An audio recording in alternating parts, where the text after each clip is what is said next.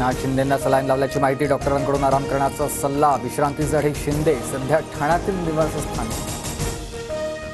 एकनाथ शिंदेंच्या तब्येतीची गिरीश महाजनांकडून विचारपूस, महायुतीमध्ये कोणतेही मतभेद नाही, महाजनांची प्रतिक्रिया। तर शिंदेंची भेट घेतल्यानंतर महाजन सागर बंगल्यावर।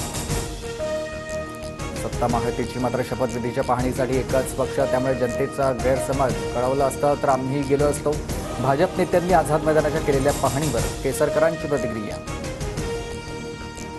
महायुतीच्या शपथविधीसाठी लाडक्या बहिणींना विशेष आमंत्रण, जवळपास 2000 व्हीआयपींच्या पासेसची सोय। केंद्रीय नेत्यांसह देशातील 22 राज्यांचे मुख्यमंत्रीही सहभागी होणार। नव्या सरकारमध्ये गृह खात्याचा पेच कायम, भाजप गृहमंत्रीपद सोडण्यास तयार नाही, शिंदे गटही आग्रही। भाजपच्या गटनेता निवडीनंतर 4 तारखेलाच महायुतीची बैठक होण्याची शक्यता। पोलीस यंत्रणा हातात ठेवण्यासाठी एकनाथ शिंदेंना गृहमंत्रीपद हवंय, त्याच यंत्रणेचा वापर करून शिंदे भाजपच्या अंगावर जाऊ शकतात। महायुतीमधील गृहमंत्रीपदाच्या वादावरून संजय राऊतांचा निशाणा। नव्या सरकारमध्ये मंत्रिपदासाठी लॉबिंगला सुरुवात, शरद पवारांचे खासदार सुरेश म्हात्रेंची फडणवीसांसोबत भेट। काही भाजप आमदारांसह शिंदे गटाचे नेते राजेंद्र राऊत आणि दादा गटाचे प्रताप पाटील चिखलीकर सागर बंगल्यावर।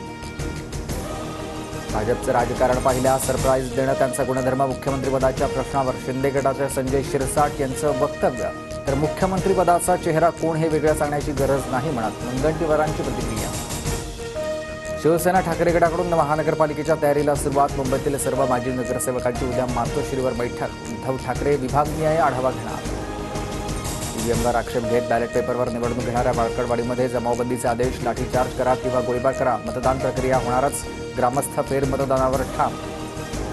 ऐनगळी तूस हंगामामध्ये साखर कामगारांचं संपाचं हत्यार, 16 डिसेंबरपासून राज्यातील साखर कामगार बेमुदत संपावर। रखडलेला वेतनवाढ करार, त्रिपक्षीय समिती स्थापन करण्याचीही मागणी। दिल्लीच्या सीमेवर पोहोचले हजारो शेतकऱ्यांचे हल्लाबोल मोर्चा, बॅरिकेडिंग तोडत दिल्लीमध्ये घुसण्याचा प्रयत्न।